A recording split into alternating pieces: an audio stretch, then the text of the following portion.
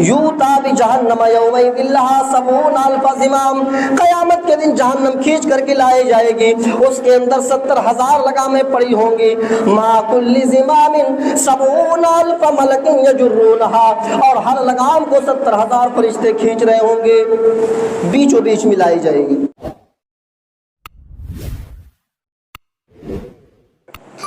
السلام علیکم ورحمۃ اللہ وبرکاتہ۔ ان الحمد للہ نحمده ونستعینه ونستغفره ونعوذ باللہ من شرور انفسنا ومن سیئات اعمالنا، من يهده الله فلا مضل له ومن يضلله فلا هادي له، وأشهد أن لا إله إلا الله وحده لا شريك له، وأشهد أن محمدا عبده ورسوله، يا أيها الذين آمنوا اتقوا الله حق تقاته ولا تموتن إلا وأنتم مسلمون، يا أيها الناس اتقوا ربكم الذي خلقكم من نفس واحدة وخلق منها زوجها وبث منهما رجالا كثيرا ونساء، واتقوا الله الذي تساءلون به والأرحام إن الله كان عليكم رقيبا، يا أيها الذين آمنوا اتقوا الله وقولوا قولا سديدا يصلح لكم أعمالكم ويغفر لكم ذنوبكم، ومن يطع الله ورسوله فقد فاز فوزا عظيما، أما بعد فإن خير الحديث كتاب الله، وخير الحدي حدي محمد صلى الله عليه وسلم، وشر الأمور محدثاتها وكل محدثة بدع وكل بدعة ضلالة وكل ضلالة في النار، فأعوذ بالله السميع العليم من الشيطان الرجيم، بسم الله الرحمن الرحيم، قاف والقرآن المجيد، بل عجبوا أن جاءهم منذر منهم فقال الكافرون هذا شيء عجيب، أَإِذَا مِتْنَا وَكُنَّا تُرَابًا ذَلِكَ رَجْعٌ بَعِيدٌ، قَدْ عَلِمْنَا مَا تَنقُصُ الْأَرْضُ مِنْهُمْ وَعِندَنَا كِتَابٌ حَفِيظٌ، بَلْ كَذَّبُوا بِالْحَقِّ لَمَّا جَاءَهُمْ فَهُمْ فِي أَمْرٍ مَّرِيجٍ، أَفَلَمْ يَنظُرُوا إِلَى السَّمَاءِ فَوْقَهُمْ كَيْفَ بَنَيْنَاهَا وَزَيَّنَّاهَا وَمَا لَهَا مِن فُرُوجٍ، والأرض مددناها وألقينا فيها رواسي وأنبتنا فيها من كل زوج بهيج، تبصرة وذكرى لكل عبد منيب، ونزلنا من السماء ماء مباركا فأنبتنا به جنات وحب الحصيد، والنخل باسقات لها طلع نضيد، رزقا للعباد، وأحيينا به بلدة ميتا كذلك الخروج، كذبت قبلهم قوم نوح وأصحاب الرس وثمود وعاد وفرعون وإخوان لوط وأصحاب الأيكة وقوم تبع، كل كذب الرسل فحق وعيد، أفاعينا بالخلق الأول بل هم في لبس من خلق جديد، وقال تعالى بسم الله الرحمن الرحيم، إن عدة الشهور عند الله 12 شهرا في كتاب الله يوم خلق السماوات والأرض منها 4 حرم۔ حمد و ثنا، تعریف و توصیف، کبریائی و بڑائی اس اللہ رب العزت کے لیے لائق و سزاوار ہے جو ہم سب کا خالق، مالک، رازق، مربی اور پالنہار ہے۔ بعدہ قیامت کی صبح تک درود و سلام کے بے شمار پھولوں کی بارش ہو تمام نبیوں پر، تمام رسولوں پر، بالخصوص ہمارے آخری نبی رحمت للعالمین، شفیع المؤمنین، سید الاولین والآخرین جناب محمد الرسول اللہ صلی اللہ علیہ وسلم پر اللہم صلی وسلم وبارک علیہ۔ حضرات، ہم اور آپ جس مہینے سے گزر رہے ہیں وہ مہینہ کسی سے چھپا ہوا اور ڈھکا ہوا نہیں. یہ عربی کیلنڈر کا پہلا مہینہ ہے محرم. ہونا یہی چاہیے کہ جمعے کے خطبے میں کچھ ایسی باتیں ہوں جو اس مہینے کی فضیلت کو واضح کریں، اور ہوں گی انشاءاللہ. لیکن اس کے قبل میں چاہتا ہوں کہ ایک حدیث آپ لوگوں کو سناؤں. مسلم شریف کی حدیث ہے. اللہ کے نبی جناب محمد الرسول اللہ صلی اللہ علیہ وسلم فرماتے ہیں یوتا بجہنم یومئذ لہا 70,000 زمام مع کل زمام 70,000 ملک یجرونها، رواہ مسلم. اللہ کے نبی جناب محمد الرسول اللہ صلی اللہ علیہ وسلم فرماتے ہیں یوتا بجہنم یومئذ لہا 70,000 زمام، قیامت کے دن جہنم کھینچ کر کے لائی جائے گی.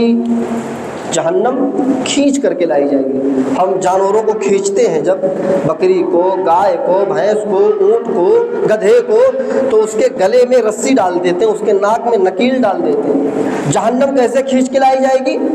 70,000 زمام. اس جہنم کے اندر 70,000 لگامیں پڑی ہوں گی. کتنی لگامیں؟ 70,000 لگامیں پڑی ہوں گی اور کھینچ کے لائی جائے گی. اچھا، کھینچنے والے کون ہوں گے؟ کیسے کھینچ کے لائی جائے گی؟ اللہ کے نبی پورا نقشہ بیان کرتے ہیں. ما کل زمام 70,000 ملک یجرونها، جہنم کھینچ کر کے لائی جائے گی 70,000 لگاموں کے ساتھ، اور ہر لگام کو 70,000 فرشتے کھینچ رہے ہوں گے. آپ غور کریں، جہنم میں 70,000 لگامیں ہوں گی، اور 70,000 لگاموں کو، ایک لگام کو 70,000 فرشتے، دوسری لگام کو 70,000 فرشتے، اس طریقے سے 70,000 لگاموں کو پھر 70,000 فرشتے. ایک ایک لگاموں کو آپ کیلسی کریے، کیلکولیٹ کریے کتنے فرشتے ہو رہے ہیں. اور جبکہ ایک فرشتے کی طاقت معلوم ہے کتنی ہے؟ حضرت جبریل علیہ السلام جو بڑے مشہور فرشتے جو قرآن لے کر کے آتے تھے حسب ضرورت، ان کی طاقت کا اندازہ آپ یہاں سے لگائیے کہ قوم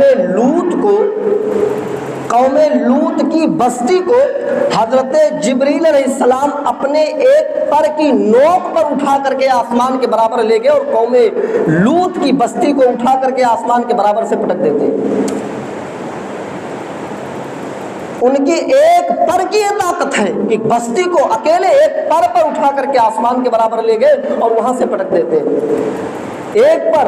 اور ان کے کتنے پر معلوم ہے؟ بخاری شریف کی حدیث کے مطابق حضرت جبریل علیہ السلام کے 600 پر، 600 پر ہے. اور ایک پر کی یہ طاقت ہے کہ ایک بستی کو، قوم لوط کی ایک بستی کو اٹھایا، آسمان کے برابر لے کے اور پٹک دیا زمین پر. پھر سوچئے پھر 600 پروں کی کیا طاقت ہوگی. اور پھر اس طریقے سے ایک نکیر کو، ایک لگام کو 70,000 فرشتے، اور پھر 70,000 لگاموں کو پھر کتنے فرشتے کھینچ رہے ہوں گے. کھینچ کر کے لائی جائے گی. یوتا بجہنم یومئذ لہا 70,000 زمام، قیامت کے دن جہنم کھینچ کر کے لائی جائے گی. اس کے اندر 70,000 لگامیں پڑی ہوں گی. ما کل زمام 70,000 ملک یجرونها، اور ہر لگام کو 70,000 فرشتے کھینچ رہے ہوں گے. بیچوں بیچ میں لائی جائے گی، بیچوں بیچ میں. اب جہنم سوال کرے گی اللہ تعالیٰ سے، اے اللہ میرے اندر 3 لوگوں کو سب سے پہلے ڈال.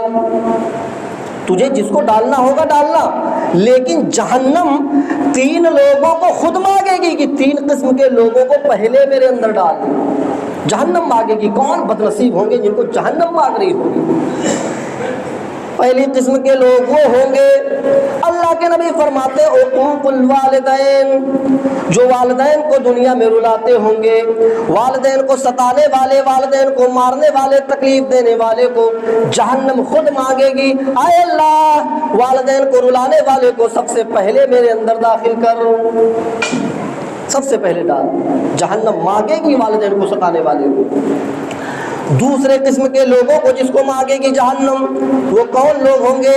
اللہ کے نبی فرماتے ہیں شیخ زانن، زناکار بڈھا جو بڑھاپے میں زنا کرتا ہو، ایسے بڈھے کو جہنم مانگے گی، آئے اللہ اس بڈھے کو میرے اندر داخل کر دے۔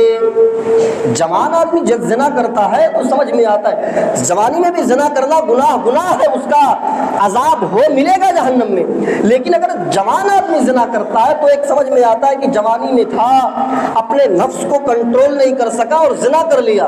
لیکن ایک بوڑھا آدمی جو بڈھا ہو گیا ہو، جس کی شہوت ختم ہو گئی ہو، وہ بڈھیوں کو چھیڑتا ہو، وہ زنا کرتا ہو، ایسے بڈھوں کو جہنم مانگے گی، اے اللہ ان بڈھوں کو جہنم کے اندر میرے اندر سب سے پہلے ڈال۔ زنا کار بڈھا، ایک حدیث میں ہے جو اعلانیہ زنا کرتے ہوں گے، کھلا روڈ پر جو اعلانیہ زنا کرتے ہوں گے ان کو جہنم مانگے گی، اے اللہ ان کو بھی میرے اندر ڈال دے۔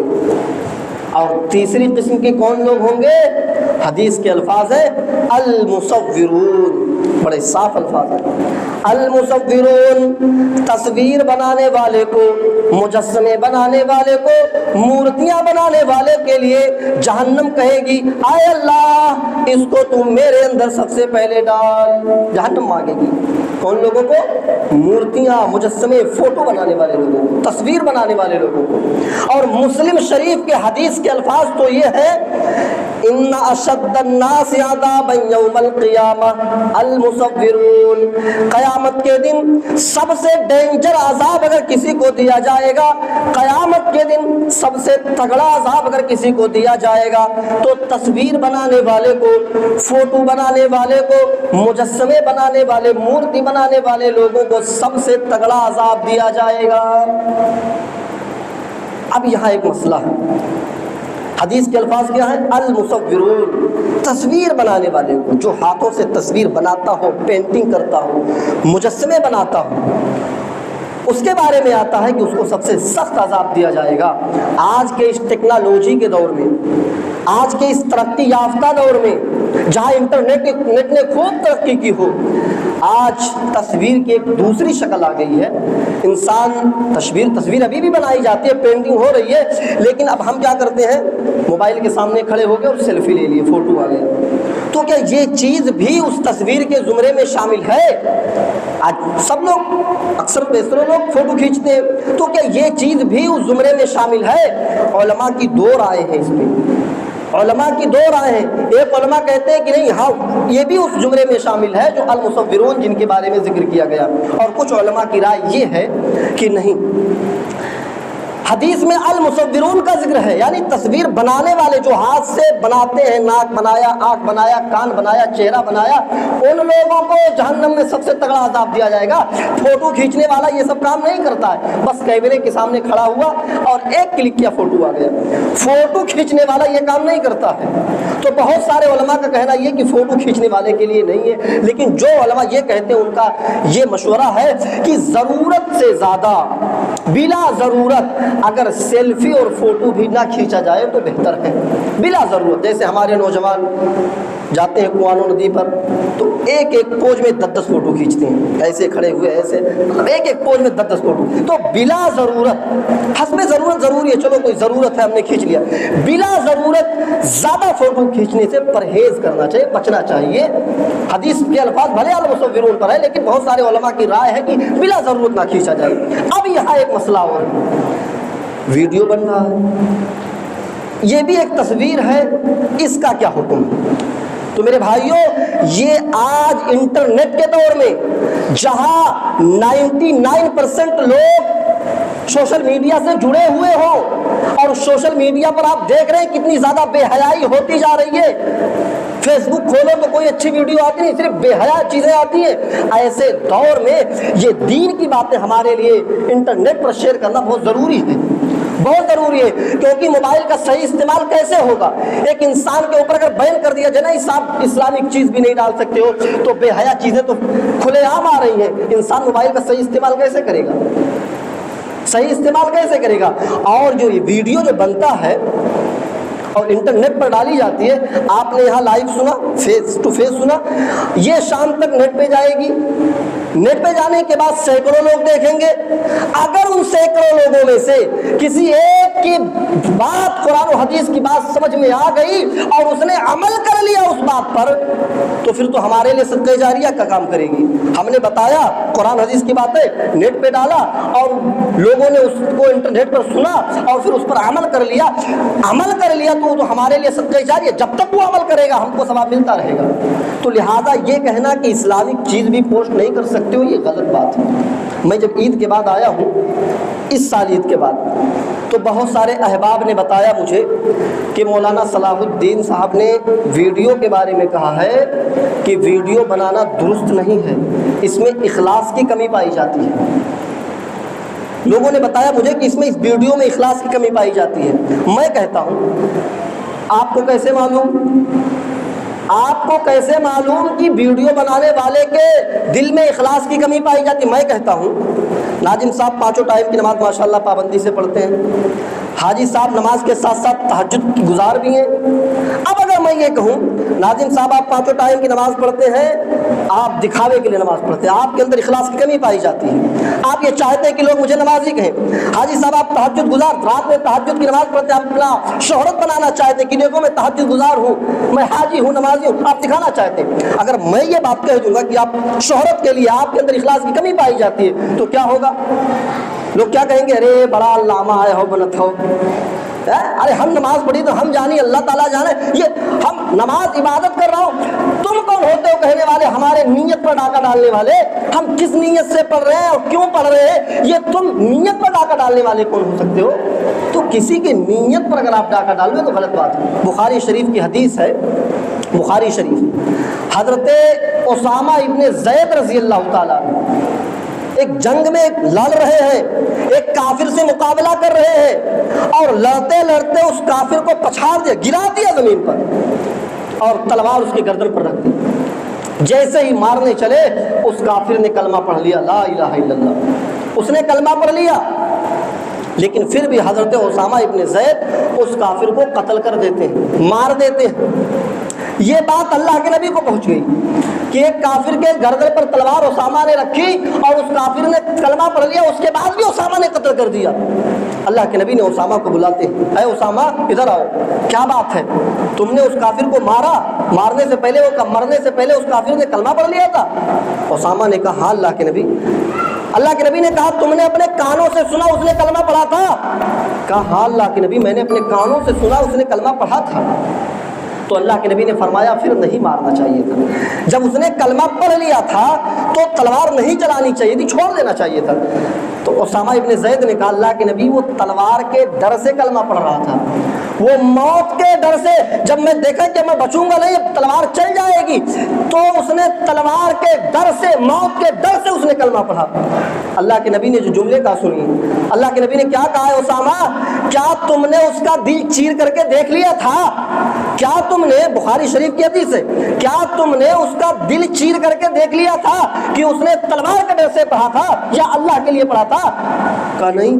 کافر اگر قیامت کے دن وہ کلمہ لے کر کے آئے گا اللہ کے سامنے تو تم کیا جواب دو گے؟ تمہیں نہیں مارنا چاہیے تھا. اللہ کے نبی بار بار یہ کہتے رہے اسامہ تم کو, جب اس نے کلمہ پڑھ لیا تھا تو نہیں مارنا چاہیے تھا. اس حدیث سے پتہ چلتا ہے کہ دل صحابہ قریب ہے, تلوار چلا رہے, ان کو معلوم ہے کہ کیوں کلمہ پڑھ رہا ہے, لیکن اللہ کے نبی کیا فرما رہے ہیں کہ نہیں مارنا چاہیے تھا, تم نے اسے دل کی بات نہیں جانی ہے, وہ کیوں پڑھ رہا تھا. تو لہذا کسی کو یہ دیکھ کر کے کہنا اخلاص کی کمی پائی جاتی, کسی کے نیت پر حملہ کرنا یہ درست نہیں ہے. کوئی کیوں کر رہا ہے آپ کو کیا معلوم, وہ جانے, اس کا رب جانے, آپ کسی کی نیت پر حملہ نہ کریں. تو یہ تیسرے قسم کے لوگ ہوں گے جن کو جہنم مانگے گی, المصورون, تصویر بنانے والے لوگ. پہلی چیز حقوق الوالدین, جو والدین کو رلاتے ہوں گے ان کو جہنم مانگے گی, اور دوسرے شیخ زانن, زناکار بڈھے کو مانگے گی جہنم, اور المصورون, مجسمے بنانے والے, تصویر بنانے والے لوگوں کو جہنم خود مانگے گی. اب آئیے اپنے اصل ٹاپک پر. میں نے خطبہ مسنونہ کے بعد قرآن کریم کی ایک آیت پڑھی, ان عدت الشہور عند اللہ 12 شہرا فی کتاب اللہ، اللہ تعالیٰ فرماتا ہے اللہ کی کتاب میں مہینوں کی تعداد صرف اور صرف 12 ہے۔ ان عدت الشہور عند اللہ 12 شہرا فی کتاب اللہ، اللہ کی کتاب میں مہینوں کی گنتی، مہینوں کی تعداد صرف اور صرف 12 ہے۔ کتنا ہے؟ 12۔ اور یہ کب سے ہے؟ یوم خلق السماوات والارض، جب سے اللہ تعالیٰ نے زمین کو پیدا کیا، جب سے اللہ تعالیٰ نے آسمانوں کو پیدا کیا، تب سے مہینوں کی تعداد 12 ہی ہے۔ منہا اربعۃ حرم، ان 12 مہینوں میں سے 4 مہینے حرمت والے ہیں، ان 12 مہینوں میں سے 4 مہینے ادب والے، احترام والے ہیں، عزت والے ہیں۔ وہ 4 مہینے کون سے ہیں؟ ذی قعدہ، ذی الحجہ، محرم اور رجب، یہ 4 مہینے حرمت والے ہیں۔ ان 4 مہینوں میں سے ایک مہینہ محرم کا بھی ہے، محرم کا بھی ہے۔ اور محرم کی فضیلت کا اندازہ آپ یہاں سے لگائیے، اس مہینے میں محرم کی 10 تاریخ کو ایک روزہ رکھا جاتا ہے۔ کیا رکھا جاتا ہے؟ روزہ رکھا جاتا ہے۔ اللہ کے نبی اس روزے، یہ رمضان کا روزہ جب فرض نہیں ہوا تھا تو یہ روزہ فرض تھا، اور جب رمضان کا روزہ فرض ہو گیا تو اس کے فرضیت کو ختم کر دیا گیا، صرف نفل یا استحباب کو باقی رکھا۔ تو اس روزے کی بہت فضیلت ہے، اتنی بڑی فضیلت ہے اس روزے کی کہ اللہ کے نبی فرماتے ہیں یکفر السنۃ الماضیہ، یکفر السنۃ الماضیہ، جو عاشورہ کا روزہ رکھ لیتا ہے خلوص اچھی نیت سے تو اس کے پچھلے 1 سال کے گناہ معاف کر دیے جاتے ہیں۔ یہ 1 سال پچھلے گناہوں کے کفارہ ہے عاشورہ کا روزہ۔ آپ غور کریں، کوئی معمولی فضیلت تھوڑی نہ 1 سال۔ آپ ابھی رات میں بستر پر جائیں، سونے سے پہلے آپ پورے دن کا جائزہ لیں کہ ہم پورے دن میں میں نے کتنا گناہ کیا، نہیں کر پائیں گے۔ 1 ہفتے کا جائزہ لیں کہ میں نے 1 ہفتے میں کتنا گناہ کیا، نہیں کر پائیں گے۔ سوچئے 1 روزہ رکھ لینے سے کیا ہے، پچھلے 1 سال، 1 دن کا حساب ہم نہیں کر سکتے، 1 سال کے گناہ کا کفارہ ہے یہ۔ تو اس کا اہتمام کریے۔ اللہ کے نبی صلی اللہ علیہ وسلم جب ہجرت کر کے مکے سے مدینہ گئے تو آپ نے دیکھا کہ مدینہ کے یہودی بھی روزہ رکھتے ہیں اس 10 تاریخ کو۔ تو آپ نے پوچھا کیوں روزہ رکھ رہے ہو، کس خوشی میں روزہ رکھ رہے ہو؟ تو انہوں نے کہا اسی محرم کے 10 تاریخ کو اللہ تعالیٰ نے موسیٰ علیہ السلام کو فرعون کے ظلم سے نجات دی تھی۔ اللہ تعالیٰ نے بنی اسرائیل کو فرعون کے ظلم و ستم سے نجات دی تھی، اور اسی محرم کے 10 تاریخ کو اللہ تعالیٰ نے فرعون کو دریائے کلزم میں غرق کیا تھا، ڈبویا تھا۔ موسیٰ علیہ السلام نے شکرانے کے طور پر روزہ رکھا، اس لیے ہم رکھ رہے ہیں۔ آپ کو معلوم ہونا چاہیے موسیٰ علیہ السلام کون ہے، یہ ایک پیغمبر ہے، یہ فرعون کے دور کے ایک پیغمبر ہے۔ اللہ تعالیٰ نے جب انہیں اپنا نبی بنایا، رسول بنایا، تو انہیں معجزہ دیا۔ کیا معجزہ دیا؟ ان کے پاس ایک لاٹھی تھی، اس لاٹھی کو جب چاہتے تھے وہ اللہ کے حکم سے سانپ بن جاتی تھی۔ یہ ان کا پہلا معجزہ تھا۔ موسیٰ علیہ السلام کا دوسرا معجزہ تھا، وہ اپنا داہنا ہاتھ ایسے بغل میں ڈال کے نکالتے تھے تو ہاتھ چمکنے لگتا تھا، سفید ہو جاتا تھا، بیماری نہیں تھی، یہ معجزہ تھا۔ اللہ تعالیٰ نے جب موسیٰ علیہ السلام کو نبی بنایا تو کہا اے موسیٰ اب جاؤ فرعون کو توحید کا دعوت دو، توحید فرعون کو سمجھاؤ، فرعون کو سیدھا راستہ دکھاؤ۔ موسیٰ علیہ السلام آتے ہیں فرعون کے پاس اور کہتے ہیں، کچھ ڈسکس ہوتی ہے، اس کے بعد کہتے ہیں اللہ تعالیٰ نے مجھے نبی بنایا۔ فرعون ہنس پڑتا ہے، اس طوطے، موسیٰ علیہ السلام تھوڑا ان کی زبان میں لکنت تھی، وہ اچھی طریقے سے بول نہیں پاتے تھے۔ سوچئے جس کی زبان لوگوں کو سمجھنے میں مشکل ہوتی ہو، ایسے نبی کو اللہ تعالیٰ نے موسیٰ کلیم اللہ بنا دیا۔ موسیٰ علیہ السلام ڈائریکٹ اللہ سے بات کرتے تھے، کلیم بنا دیا۔ موسیٰ علیہ السلام ڈائریکٹ اللہ سے بات کرتے تھے۔ تو جب موسیٰ علیہ السلام فرعون کے پاس آئے اور بتایا کہ میں نبی ہوں تو کہتا اچھا اس طوطلے کو نبی بنا دیا اللہ تعالیٰ نے، کیا دلیل ہے، کیا دلیل ہے کہ تم نبی ہو؟ موسیٰ علیہ السلام نے اس کے سامنے اپنی لاٹھی رکھی، وہ اللہ کے حکم سے سانپ بن گیا۔ موسیٰ علیہ السلام نے اپنا ہاتھ نکالا ایسے کر کے، ہاتھ چمکنے لگا، سفید ہو گیا۔ وہ کہتا اچھا موسیٰ تو جادو سیکھ کے آیا ہے، جادوگر ہو گیا ہے تو آ جا تو مقابلہ کر لے، تو جادو سیکھ کے آیا تو آ جا تو مقابلہ کر لے۔ فرعون بڑے بڑے جادوگروں کو بلاتا ہے، بڑے بڑے جادوگروں کو بلاتا ہے، موسیٰ علیہ السلام ایک طرف، فرعون کے جادوگر ایک طرف۔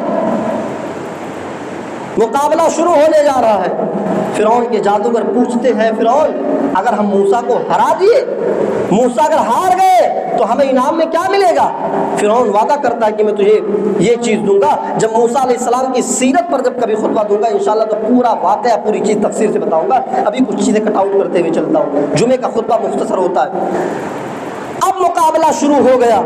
فرعون کے جادوگروں کے پاس کچھ رسی تھی، رسری جو نے کہا تھا، رسی تھی، اس رسی کو جادوگروں نے زمین پر رکھا، وہ رسیاں سانپ بن گئی۔ موسیٰ علیہ السلام ڈر گئے، یا اللہ تو سانپ بن گیا۔ اللہ نے کہا موسیٰ ڈر نہیں، تو بھی اپنا لاٹھی زمین پر رکھ۔ موسیٰ علیہ السلام نے جب اپنا عصا، اپنا لاٹھی زمین پر رکھا تو موسیٰ علیہ السلام کی لاٹھی سانپ نہیں بنی، اژدہا بن گئی۔ اژدہا بہت بڑا سانپ جو جادوگروں کے تمام جو رسی کے سانپ بنے تھے اس کو نکل گئی۔ جادوگر سمجھ گئے میں جو دکھایا ہوں وہ جادو تھا اور موسیٰ نے جو دکھایا وہ حقیقت تھا۔ جادوگر کو تجربہ تھا، وہ سمجھ گئے میں جو دکھایا وہ ایک طلسم تھا، جادو تھا، لیکن موسیٰ نے جو دکھایا وہ حقیقت تھا۔ فوراً موسیٰ کے اوپر ایمان لے آئے، فوراً موسیٰ کے اوپر ایمان لے آئے۔ فرعون بگڑ گیا اور کہتا ہے جادوگرو تم بدل گئے، میں تمہیں بہت کڑی سزا دوں گا۔ قرآن ریکارڈ کرتا ہے لَأُقَطِّعَنَّ أَيْدِيَكُمْ وَأَرْجُلَكُمْ مِنْ خِلَافٍ، اے جادوگرو میں تمہیں ایسی سزا دوں گا تمہارا ہاتھ کاٹوں گا خلاف، یعنی ایک داہنا بایاں ہاتھ کاٹوں گا تو داہنا پیر، داہنا ہاتھ کاٹوں گا تو بایاں پیر، تمہیں بہت بڑی سزا دوں گا۔ بہرحال اللہ تعالیٰ نے فرعون کو کے اوپر کئی طریقے سے عذاب ڈالا، میڈھے کا عذاب، کھجلی کا عذاب، خون کا عذاب، بہت طریقے کے عذاب سے فرعون کو عذاب ڈالا تاکہ وہ سمجھے اور ایمان لے آئے، اس کو احساس ہو، لیکن فرعون ایمان نہیں لایا۔ جب فرعون ایمان نہیں لایا تو اللہ تعالیٰ نے موسیٰ کو حکم دیا اے موسیٰ تو بنی اسرائیل کو لے اور رات میں نکل جا، یہ مصر چھوڑ دے، نکل جا رات میں۔ موسیٰ علیہ السلام رات میں بنی اسرائیل کو لیتے ہیں اور نکل جاتے ہیں، شہر چھوڑ دیا، لیکن کسی نے فرعون سے جا کے کہہ دیا موسیٰ بنی اسرائیل کو لے کے فرار ہو گیا۔ فرعون نے کہا تب پیچھا کرو، چلو جلدی سے۔ فرعون پیچھا کرنے لگا اپنے لشکر کے ساتھ، موسیٰ علیہ السلام اور بنی اسرائیل کا پیچھا کرنے لگا۔ موسیٰ علیہ السلام دریا کے پاس پہنچ گئے، دریائے کلزم کے پاس، آگے اب کوئی راستہ نہیں، پیچھے فرعون کا لشکر آ رہا ہے، دائیں بائیں کوئی راستہ نہیں، سامنے سمندر ہے۔ موسیٰ علیہ السلام کے ساتھی بنی اسرائیل کہتے ہیں موسیٰ تم نے تو پھنسا دیا ہمیں، پیچھے فرعون کا لشکر آ رہا ہے، سامنے سمندر، ہم کہاں جائے، تم نے تو پھنسا دیا۔ اللہ نے کہا ہے موسیٰ پریشان نہ ہو، اپنی لاٹھی کو سمندر میں مار، اپنی لاٹھی کو دریا میں مار، میری قدرت کا کرشمہ دیکھ۔ موسیٰ علیہ السلام وہ لاٹھی دریا میں مارتے، دریا میں راستہ بن گیا، راستہ بن گیا۔ موسیٰ علیہ السلام اور بنی اسرائیل اس راستے سے سمندر کو پار کر گئے، دریائے کلزم پار کر گئے۔ جب فرعون آتا ہے دریا کے پاس تو کیا دیکھتا ہے، یہ تو اچھا خاصا راستہ ہے، کہتا چلو بڑا اچھا موقع ہے، اسی راستے سے ہم بھی چل کر کے موسیٰ کو پکڑ لیتے ہیں۔ جیسے ہی فرعون اپنے قوم کو لے کر کے، اپنے فوج کو لے کر کے اس راستے پر گزرتا ہے، تھوڑی دور جاتا ہے، وہ راستہ آٹومیٹک ختم ہونے لگتا ہے، جیسے پہلے دریا تھا اسی طریقے سے پھر دریا ہونے لگتا ہے۔ فرعون اسی دریا میں ڈوبنے لگتا ہے اور ڈوب جاتا ہے، دریائے کلزم میں مر جاتا ہے۔ موسیٰ علیہ السلام بچ گئے، موسیٰ علیہ السلام جس بنی اسرائیل کو لے کر کے بھاگ رہے تھے وہ لوگ بھی بچ گئے۔ اب موسیٰ علیہ السلام نے شکرانے کے طور پر روزہ رکھا۔ اللہ کے نبی جب ہجرت کر کے مکے سے مدینہ آئے اور جب مدینہ میں یہودیوں کو دیکھا کہ یہ روزہ رکھتے ہیں تو پوچھا یہودیوں تم کس خوشی میں روزہ رکھتے ہو، کس لیے روزہ رکھتے ہو؟ تو یہودیوں نے کہا اے اللہ کے نبی اسی دن اللہ تعالیٰ نے موسیٰ علیہ السلام کو فرعون کے ظلم سے نجات دیا تھا، بنی اسرائیل کو فرعون کے ظلم و ستم سے نجات دی تھی، اور اسی دن اللہ تعالیٰ نے فرعون کو دریائے کلزم میں غرق کیا تھا، اس لیے موسیٰ علیہ السلام نے روزہ رکھا تو ہم بھی روزہ رکھتے ہیں۔ تو اللہ کے نبی صلی اللہ علیہ وسلم نے فرمایا موسیٰ تو ہمارے بھائی تھے، ہم زیادہ حق رکھتے ہیں، تمام نبی آپس میں بھائی بھائی ہوتے ہیں، موسیٰ نے اگر روزہ رکھا تو ہم تو زیادہ حقدار رکھتے ہیں، لہٰذا ہم بھی روزہ رکھیں گے۔ اللہ کے نبی برابر روزہ رکھتے رہے۔ صحابہ نے کہا اللہ کے نبی 10 تاریخ کو 10 محرم کو ہم بھی روزہ رکھتے ہیں اور یہودی بھی روزہ رکھتے ہیں، یہ تو مشابہت ہو رہی ہے، مشابہت ہو رہی ہے۔ تو اللہ کے نبی نے کہا، تو اللہ کے نبی نے ایک وعدہ کیا اور فرمایا لئن بقیت الی قابل لاسومن سے، اگر آئندہ سال میں زندہ رہا، اگر مجھے آئندہ سال محرم کا مہینہ ملا تو میں یہودیوں کی مخالفت کرتے ہوئے 9 تاریخ کا بھی روزہ رکھوں گا۔ 10 کو تو رکھتا ہی ہوں اور رکھوں گا بھی، لیکن یہودیوں کی مخالفت کرتے ہوئے 9 تاریخ کو بھی رکھوں گا۔ اور ایک حدیث میں اللہ کے نبی صلی اللہ علیہ وسلم نے فرمایا، لوگوں یہودیوں کی مخالفت کرو، یہودی عاشورہ کے دن روزہ رکھتے ہیں 10 محرم کو، تو تم یہودیوں کی مخالفت کرو، لہٰذا تم 9-10 کو رکھو یا 10-11 کو رکھو، ایک روزہ بڑھا کے رکھو۔ لیکن جو صحیح حدیث، زیادہ معتبر حدیث ملتی ہے 9-10 کو رکھنا زیادہ بہتر ہے۔ تو میرے بھائیوں، یہ مہینہ اللہ کا مہینہ، اللہ کے نبی نے فرمایا افضل الصیام بعد رمضان، رمضان کے بعد اگر کوئی روزہ اللہ رب العالمین کو سب سے زیادہ پسند ہے شہر اللہ المحرم، تو اس محرم اللہ کے، دیکھیے اس حدیث میں کیا کہا ہے، شہر اللہ المحرم، اللہ کا مہینہ، اللہ کا مہینہ 12 مہینہ اللہ کا ہے، لیکن یہاں اللہ کا مہینہ کہہ کر کے اس مہینے کی فضیلت بتائی جا رہی ہے کہ یہ خاص طور پہ اللہ کا مہینہ ہے، اور جو اللہ کا مہینہ، اس مہینے میں اگر ہم عبادت کریں تو اللہ خوش ہوگا، اور اللہ جب خوش ہوگا تو ہمیں بدلے میں کیا دے دے ہم اندازہ بھی نہیں لگا سکتے۔ اور ایک فضیلت تو اللہ کے نبی نے واضح کر دی، یکفر السنۃ الماضیہ، پچھلے 1 سال کے گناہ کا کفارہ یہ روزے۔ تو لہٰذا بڑا اچھا موقع ہے، تھوڑی بہت بارش بھی آتی رہتی ہے، ہم اس روزے کا اہتمام کریں۔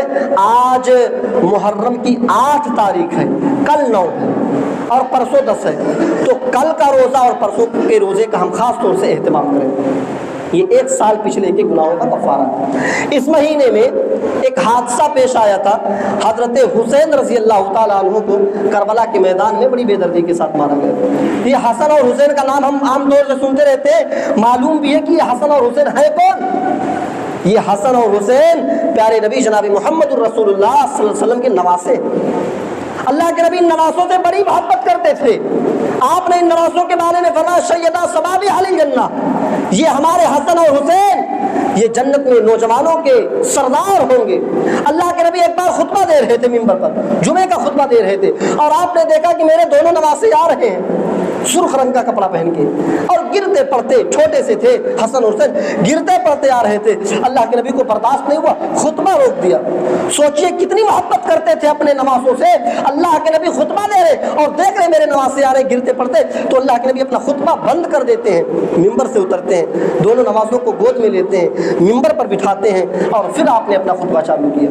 یعنی اپنے نواسوں کے لیے اللہ کے نبی خطبہ بند کر دیتے ہیں، اتنا زیادہ محبت کرتے تھے اپنے نواسوں سے۔ اور جب خطبہ شروع کیا تو آپ نے اس خطبے میں قرآن کریم کی آیت پڑھی، انما اموالکم واولادکم فتنہ، یقیناً اللہ تعالیٰ درست فرماتا ہے، صحیح فرماتا ہے کہ یہ مال اور اولاد تمہارے لیے فتنہ ہے، مال اور اولاد تمہارے لیے آزمائش ہے، تمہارے لیے فتنہ ہے۔ دیکھو میں برداشت نہیں کر سکا، میرے دونوں نواسے گرتے پڑتے آ رہے تھے، میں نے اپنے نواسوں کے لیے خطبہ بند کر دیا، میں فتنے میں پڑ گیا۔ یعنی آپ نے یہ آیت پڑھی کہ دیکھیے گرتے پڑتے آ رہے تھے، میں اپنے آپ کو روک نہیں سکا، اتنی محبت کرتے تھے۔ یزید کے دور میں حضرت اللہ کے نبی کے انتقال کے بعد ابو بکر خلیفہ بنائے گئے، ابو بکر کے بعد عمر فاروق بنائے گئے، عمر فاروق کے بعد حضرت عثمان غنی، عثمان غنی کے بعد حضرت علی، حضرت علی کے بعد امیر معاویہ، اور امیر معاویہ کے بعد امیر معاویہ کا بیٹا یزید کو خلیفہ بنایا گیا۔ یزید کے دور میں حضرت حسین رضی اللہ تعالیٰ عنہ مکے میں اور کوفہ سے بہت سارے خط آ رہے ہیں۔ یزید گورنر ہے، یزید حکمراں ہے، لوگوں کا امیر ہے، اور کوفہ کا گورنر اس نے بنایا ہے ایک صحابی رسول جن کا نام ہے نعمان ابن بشیر۔ نعمان ابن بشیر کو کوفہ کا گورنر بنایا۔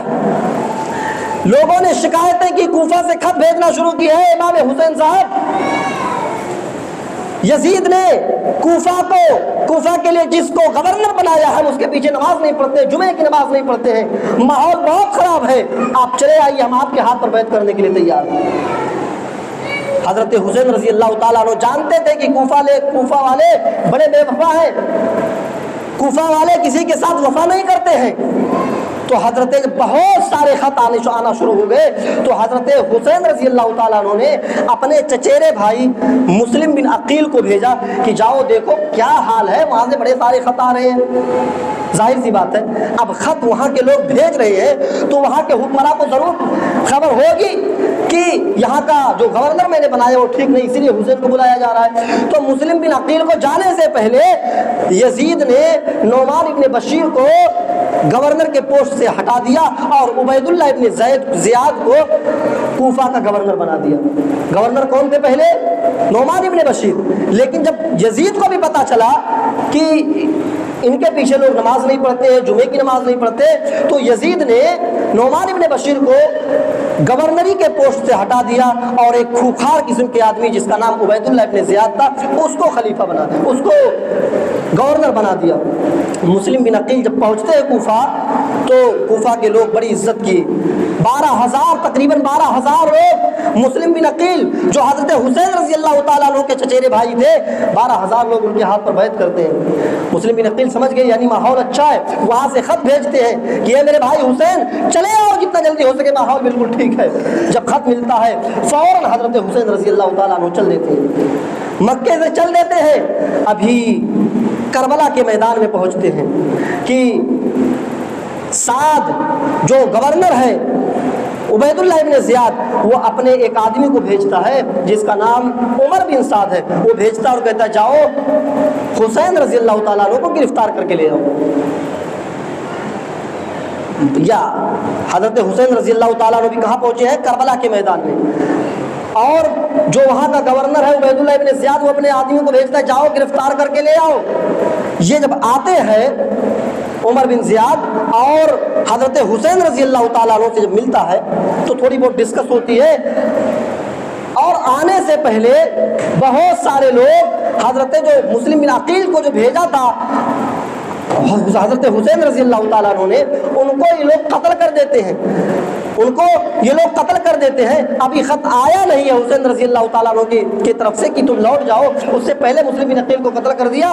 اور جب اس سے عمر بن زیاد سے ملاقات ہوئی تو حضرت حسین رضی اللہ تعالیٰ عنہ نے تین خواہش ظاہر کی، کہا کہ یا تو مجھے مکہ بھیج دو، یا تو مجھے کسی سرحد پر بھیج دو، اور یا تو مجھے ڈائریکٹ یزید کے پاس بھیج دو، میں اس سے ملنا چاہتا ہوں۔